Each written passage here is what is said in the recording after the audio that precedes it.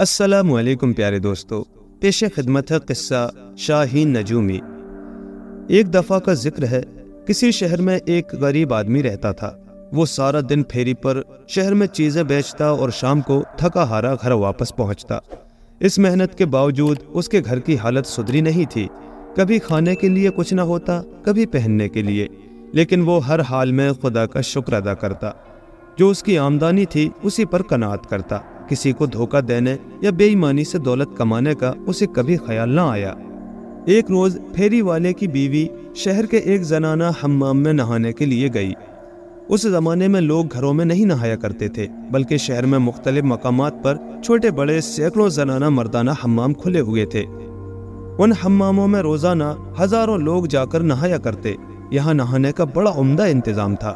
ٹھنڈا اور گرم پانی نہانے والوں کی حسب منشا ہر وقت تیار ملتا تھا۔ نہلانے کے لیے کئی خدمتگار اور کنیزیں موجود رہتی۔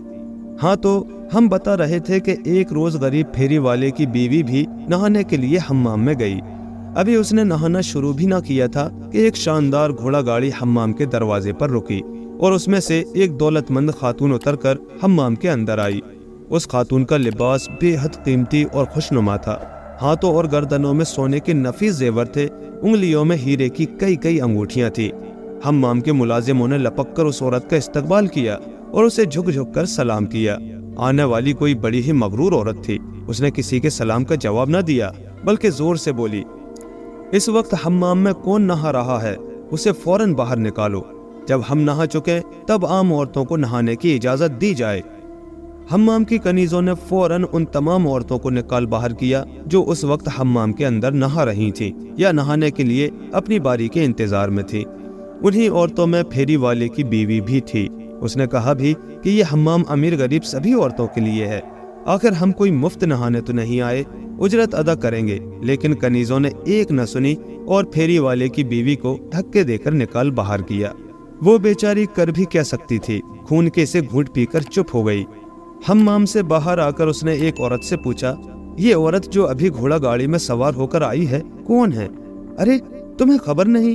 دوسری عورت نے حیرت سے کہا، یہ شاہی نجومی کی بیوی ہے، اس کے میاں کا شاہی دربار میں بڑا اثر ہے۔ پھیری والے کی بیوی اپنی غربت کو روتی اور ٹھنڈی آنکھیں بھرتی واپس گھر چلی آئی اور اٹواٹی کھٹواٹی لے کر پڑ گئی۔ خود کچھ نہ کھایا نہ بچوں کو کھانے دیا۔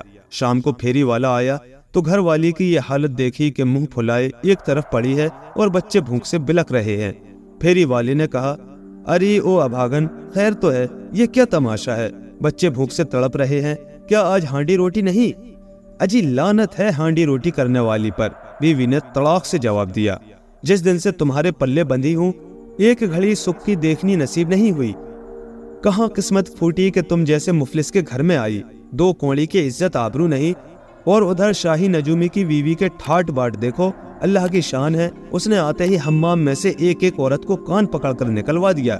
ارے میں کہتی ہوں آخر تم کیوں نہیں شاہی نجومی بن جاتے تاکہ میری بھی ویسی ہی عزت ہو اور میں جب چاہے دوسری بیویوں کو حمام سے نکلوا سکوں۔ یہ سن کر غریب پھیری والے کا ماتھا ٹھنکا۔ کریت کر بیوی سے سارا قصہ اگلوایا۔ ادھر بیوی کی یہ ضد کہ اگر تم شاہی نجومی بن کر نہ دکھاؤ گے تو میں اس گھر میں رہنے کی روادار نہیں۔ اب تو پھیری والے کے ہوش اڑ گئے۔ نرمی سے بولا، ارے بے وقوف، نجومی بننا کوئی آسان کام ہے، اور وہ بھی شاہی نجومی؟ ارے پگلی، اس کے لیے بڑا پتا مارنا پڑتا ہے، دن رات نہ جانے کیا علم گلم کتابیں اور نقشے دیکھنے پڑتے ہیں، پھر مہینوں برسوں استاد کی چل میں بھرو، اس کے بعد کہیں علم نجوم میں کچھ شد بدھ ہوتی ہے، کوئی مذاق تھوڑی ہی ہے۔ میں کچھ نہیں جانتی، بیوی نے جھنجلا کر کہا، خواہ کتابیں پڑھو نہ پڑھو، استاد کی شاگردی کرو یا نہ کرو، بس جلدی سے نجومی بن کر دکھاؤ، ورنہ میں چلی اپنے گھر۔ پھیری والے نے سوچا کہ چند دن میں یہ بھوت خود ہی اس کے سر سے اتر جائے گا، لیکن توبہ کیجئے، یہ بھوت اس عورت کے سر پر ایسا چڑھا کہ کسی طرح اترنے کا نام ہی نہ لیتا تھا۔ اٹھتے بیٹھتے بس یہی رٹ تھی کہ شاہی نجومی بن جاؤ، ورنہ میں اپنے گھر خوش، تم اپنے گھر خوش۔ آخر تنگ آ کر پھیری والے نے ایک پھٹا پرانا بوریا اٹھایا، چند نقشے سنبھالے جن پر تاروں کی الٹی سیدھی تصویریں بنی تھیں، ایک دو کتابیں علم نجوم کی کسی کواڑیے سے خریدی، ایک قلم، ایک دوات اور چند لوہے کے پانسے خریدے۔ پھر یہ سب چیزیں بوریے پر سجا کر بازار میں جا بیٹھا۔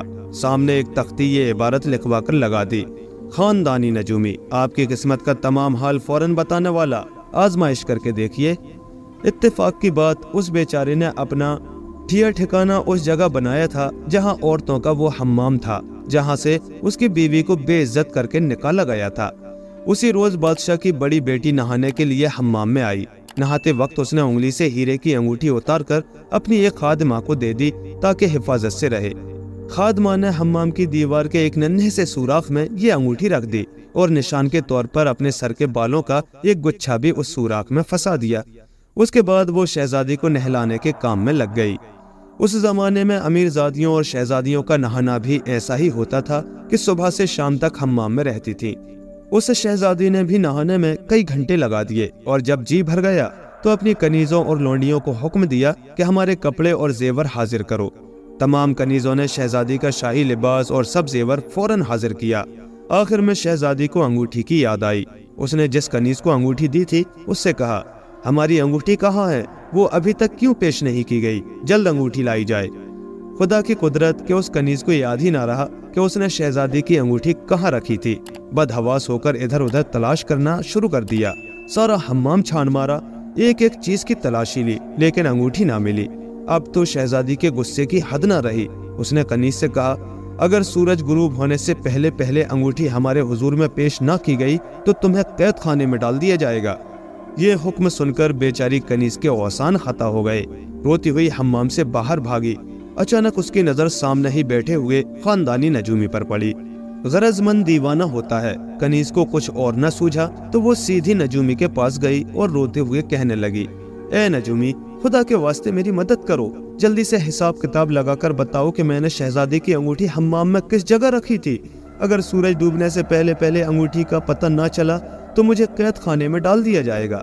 بیچارے نجومی کو کچھ آتا جاتا تو تھا نہیں، یوں ہی جھوٹ موٹ قلم دوات اٹھا کر کاغذ پر آڑی ترچھی لکیریں کھینچنے اور اوٹ پٹانگ ہند سے لکھنے لگا۔ پھر یوں آسمان کی جانب نگاہ اٹھا کر گھورتا رہا جیسے ستاروں سے مشورہ کر رہا ہو۔ پھر بڑبڑاتے ہوئے بولا: اگر آسمان میں کوئی سوراخ ہوتا تو میرے بال بچے بھوکے نہ مر جاتے۔ اگر آسمان میں کوئی سوراخ ہوتا تو میرے بال... سوراخ اور بال کے الفاظ سنتے ہی کنیز کا دماغ ایک دم روشن ہو گیا۔ اسے یاد آ گیا کہ شہزادی کی انگوٹھی کہاں رکھی ہے۔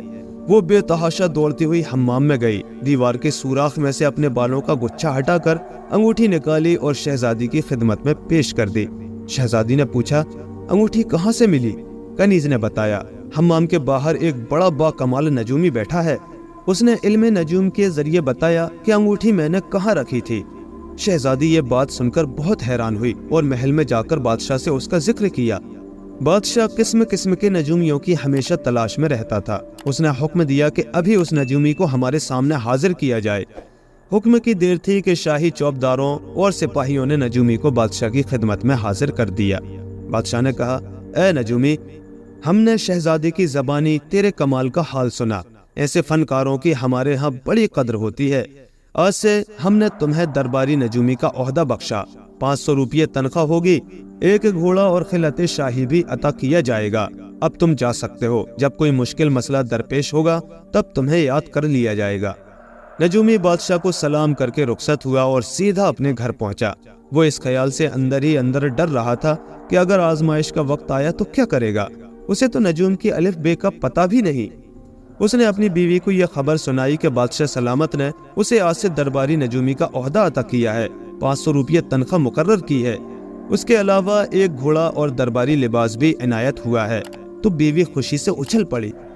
دیکھا، میں نہ کہتی تھی کہ نجومی بن جاؤ، اب کیسی عزت ہوگی سارے شہر میں تمہاری، ہر شخص تمہارے روم میں رہے گا اور لوگ تمہیں جھک جھک کر سلام کیا کریں گے۔ اب میں بھی شاہی نجومی کی بیوی کی طرح شاندار گاڑی میں سوار ہو کر حمام جایا کروں گی اور وہاں جتنی گھٹیا درجے کی عورتیں ہوں گی ان سب کو نکلوا کر پہلے خود نہاؤں گی۔ آہا، کتنا مزہ آئے گا جب حمام کی سب کنیزیں میری خوشامد کریں گی اور انعام لینے کے لیے میرے آگے پیچھے پھرا کریں گی۔ بیوی تو ان خوابوں میں کھوئی ہوئی تھی اور ادھر میاں نجومی کے باتوں کے طوطے اڑے ہوئے تھے۔ جانتا تھا کہ اگر بادشاہ کی آزمائش میں پورا نہ اترا تو پھر جلاد کی تلوار ہوگی اور اس کا سر۔ بادشاہ تو سزائے موت ہی دے گا۔ اسی فکر میں روز بروز بیچارے نجومی کی جان گھلنے لگی۔ ابھی اسے درباری نجومی بنے جمعہ 8 دن بھی نہیں ہوئے تھے کہ آزمائش کی وہ نازک گھڑی سر پر آن پہنچی۔ ایک روز بادشاہ سلامت نے منہ اندھیرے ہی نجومی کو محل میں بلا لیا اور کہا، ارے نجومی، غضب ہو گیا، کل چند ڈاکوؤں نے شاہی خزانہ لوٹ لیا، اب جلدی سے نجوم کے ذریعے ان ڈاکوؤں کا سراغ لگاؤ تاکہ ہم انہیں گرفتار کر کے شاہی خزانہ برآمد کریں۔ یہ سنتے ہی نجومی کا خون خشک ہو گیا، ٹانگیں کانپنے لگی اور چہرے کا رنگ ہلدی کی طرح پیلا پڑ گیا۔ نجومی خاموش کھڑا رہا۔ بادشاہ نے کڑک کر کہا، اس کام کے لیے جتنے دن کی مہلت چاہو طلب کر لو، اس مدت کے اندر اندر تمہیں ڈاکوؤں کا پتہ نشان معلوم کرنا ہے۔ اگر تم اس کام میں پورے اترے تو ہم تمہیں مالا مال کر دیں گے، اور اگر ناکام رہے تو تمہیں سولی پر لٹکا دیا جائے گا۔ اب تم بتاؤ کہ کتنی مدت درکار ہے؟ حضور، مجھے 40 دن کی مہلت عطا کی جائے۔ نجومی نے کانپتی ہوئی آواز میں کہا، خدا کی ذات سے امید ہے کہ میں اس مدت میں ڈاکوؤں کا سراغ لگا لوں گا۔ تمہیں 40 دن کی مہلت دی جاتی ہے، بادشاہ نے کہا، اب تم جا سکتے ہو۔ نجومی گرتا پڑتا گھر واپس آیا۔ اس وقت اسے اپنی بے وقوف بیوی پر بڑا تاؤ آ رہا تھا، جس نے اسے اچھا خاصا پھیری کا کام چھوڑ کر شاہی نجومی بننے پر مجبور کر دیا تھا۔ اس کا بس چلتا تو بیوی کو کچا ہی چبا جاتا، لیکن اب پچھتائے ہوت کا جب چڑیا چگ گئی کھیت۔ ان کمبخت ڈاکوؤں کا پتہ لگانا نجومی کے بس کی بات نہ تھی، لہذا 40 دن بعد موت کی سزا ملنا تھی۔ اب میں ان ڈاکوؤں کو کہاں تلاش کروں؟ نجومی نے اپنے آپ سے کہا۔ میں تو کیا، میرا باپ بھی زندہ ہوتا تو وہ بھی انہیں ڈھونڈ نہیں سکتا تھا۔ کیا خبر تھی میری موت اس طرح لکھی ہے؟ زندگی سے سخت مایوس ہو کر نجومی نے مٹی کا ایک مرتبان لیا اور اس میں کھجوروں کی 40 گٹھلیاں ڈال کر بیوی سے بولا، ارے او نیک بخت، اب ہر شام اس مرتبان میں سے ایک گٹھلی نکال کر مجھے دیتی رہنا۔ جب 40 دن پورے ہو جائیں گے تو اس منحوس شہر سے کہیں اور بھاگنے کی کوشش کریں گے تاکہ جان بچ جائے۔ یہ سن کر بیوی گھبرائی اور پوچھنے لگی کہ قصہ کیا ہے؟ تب نجومی نے سب احوال کہہ سنایا۔ اب تو بیوی کے پیروں تلے کی زمین نکل گئی، لیکن بیچاری رونے دھونے کے سوا اور کر ہی کیا سکتی تھی۔ اب ایک عجیب اتفاق یہ ہوا کہ جن ڈاکوؤں نے شاہی خزانے پر ہاتھ صاف کیا تھا ان کی تعداد بھی 40 تھی، اور انہیں معلوم ہو چکا تھا کہ بادشاہ نے اپنے ایک نجومی کو حکم دیا ہے کہ 40 دن کے اندر اندر ڈاکوؤں کا پتہ نشان معلوم کرے۔ یہ حکم سن کر ڈاکو بہت پریشان تھے اور سوچ رہے تھے کہ سنا ہے یہ نجومی بڑا قابل ہے، ایسا نہ ہو کہ وہ اپنے علم کی مدد سے ہمارا سراغ لگا کر بادشاہ کو بتا دے۔ چنانچہ پہلی رات ہی ان 40 ڈاکوؤں میں سے ایک ڈاکو چپکے سے نجومی کے مکان کی چھت پر چڑھ گیا تاکہ معلوم ہو کہ نجومی کیا کر رہا ہے۔ ابھی ڈاکو کو چھت پر چڑھے تھوڑی دیر ہوئی تھی کہ نجومی کی بیوی کی آواز اس کے کان میں آئی۔ وہ اپنے میاں سے کہہ رہی تھی، یہ لو ان 40 میں سے ایک۔ اس نے 40 گٹھلیوں میں سے پہلی گٹھلی اپنے میاں کو دیتے ہوئے یہ جملہ کہا تھا، لیکن ادھر ڈاکو کے اوسان خطا ہو گئے۔ وہ جلدی جلدی چھت سے اتر کر اپنے سردار کے پاس گیا اور بری طرح ہانفتے ہوئے بولا، مارے گئے۔ جب میں نجومی کے مکان کی چھت پر چھپا ہوا تھا تو بیوی نے اپنے میاں کو بتا دیا کہ لو یہ ہے 40 میں سے ایک۔ نجومی تو نجومی، اس کی بیوی بھی یہ فن جانتی ہے، ورنہ اسے میرے بارے میں کیسے پتہ چلتا؟ یہ سن کر ڈاکوؤں کا سردار اور بھی فکر مند ہوا۔ اگلے روز شام کے وقت سردار نے اپنے 2 آدمی نجومی کے مکان پر بھیجے اور انہیں ہدایت کی کہ جو کچھ نجومی اور اس کی بیوی آپس میں باتیں کریں وہ آن کر ٹھیک ٹھیک بتائیں۔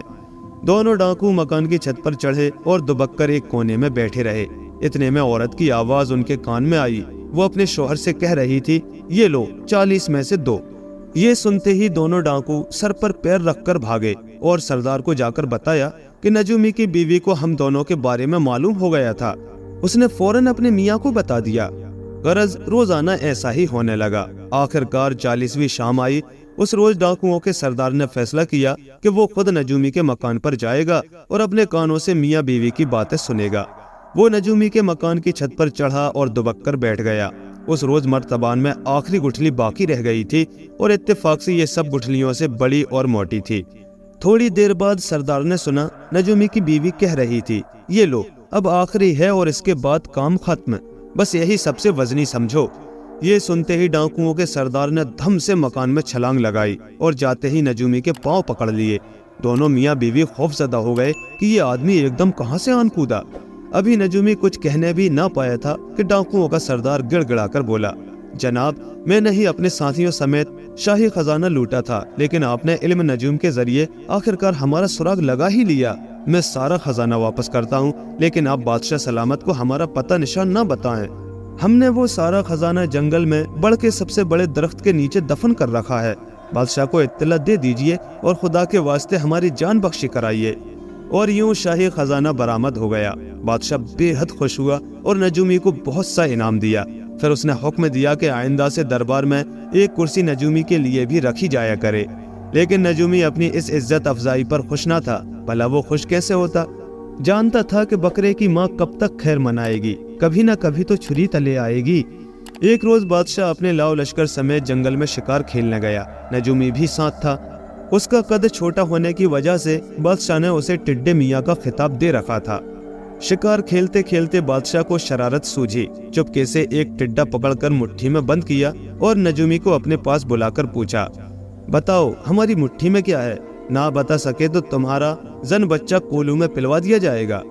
नजूमी लरस गया, एक नजर बादशाह पर डाली, फिर अपनी जिंदगी से मायूस होकर बोला, लो टिड्डे मियाँ, अब तुम्हारी जान बादशाह की मुट्ठी में है, इस मर्तबा बचकर कहाँ जाओगे? ये सुनते ही बादशाह ने कह कहा लगाया और मुट्ठी खोल दी। टिड्डा उड़ गया। नजूमी इस अजब इत्तेफाक पर हैरान हुआ और दिल ही दिल में खुदा का लाख लाख शुक्र अदा किया कि जान बच गई। घर वापस पहुंचकर नजूमी ने सोचा कि आखिर कब तक मैं अपने आप को बचाता रहूंगा। कोई दिन ऐसा जरूर आएगा जब मैं बादशाह के सवालों के जवाब ना दे पाऊंगा और फिर मुझे सख्त सजा मिलेगी। लिहाजा बेहतर यही है कि इस पेशे ही से तौबा कर लूं। लेकिन बादशाह की नौकरी छोड़ना कोई खाला जी का घर ना था कि एकदम जाकर इस्तीफा दे देता और कह देता कि हुजूर मैं अब नौकरी नहीं करना चाहता। ऐसी गुस्ताखी बादशाह बर्दाश्त नहीं किया करते। फिर क्या किया जाए, ये सवाल उसे परेशान कर रहा था। कोई तदबीर उसके जहन में ना आती थी। एक दिन वो नहाने के लिए गुस्ल खाने में गया तो यकायक एक निराली तदबीर उसके दिमाग में आई। क्यों ना मैं पागल बन जाऊं, इस तरह बादशाह खुद ब खुद मुझे नौकरी से जवाब दे देगा। ये तदबीर ऐसी थी कि नजूमी खुशी के मारे वाकई पागल हो गया। गुस्ल खाने से नंगा ही निकलकर बाजारों और गलियों में से भागता हुआ सीधा शाही महल में जा घुसा।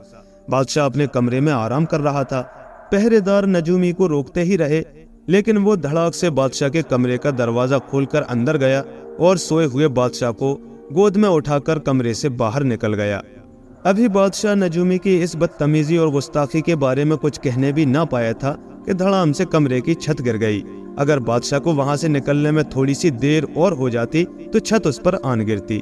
बादशाह ने यह माजरा देखकर नजूमी को गले से लगा लिया और खुश होकर बोला, मेरे वफादार दोस्त, आज तुमने हमारी जान बचा ली। तुमने शायद इल्म नजूम के जरिए मालूम किया था कि हमारे कमरे की छत गिरने ही वाली है, इसलिए तुम गुस्ल खाने से निकलकर नंगे ही दौड़े चले आए। हम तुम्हारी वफादारी और जानिसारी पर बहुत खुश हैं और हुक्म देते हैं कि आज से तुम्हारा दर्जा बढ़ाकर तुम्हें शाही नजूमी बना दिया जाए। नजूमी ने ठंडी सांस भरी और खामोश हो गया। अगले ही रोज उसकी बीवी एक शानदार घोड़ा गाड़ी में सवार होकर हम्माम में नहाने के लिए गई। हम्माम की कनीजें और खादमाएं उसके इस्तकबाल के लिए दौड़ी, क्योंकि अब वो शाही नजूमी की बीवी थी। वो ये जानकर दिल में बड़ी खुश हुई कि साबिक शाही नजूमी की बीवी इस वक्त हम्माम में नहा रही है। हम्माम फौरन खाली कराया जाए। नए शाही नजूमी की बीवी ने रौबदार आवाज में हुक्म दिया, पहले मैं नहाऊंगी, उसके बाद किसी और को नहाने की इजाजत होगी। हुक्म की देर थी। कनीजों ने हम्माम में नहाने वाली कई औरतों को निकाल बाहर किया।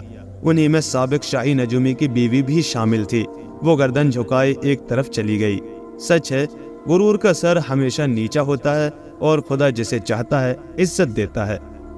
प्यारे दोस्तों, कहानी कैसी लगी हमें कमेंट करके ज़रूर बताएं और ऐसे ही मज़ीद दिलचस्प किस्से कहानियों के लिए हमारे चैनल को सब्सक्राइब करें और साथ ही बेल आइकन के बटन को भी प्रेस कर दें ताकि हमारे आने वाले नए वीडियोस के नोटिफिकेशन आपको वक्त पर मिल सकें। शुक्रिया।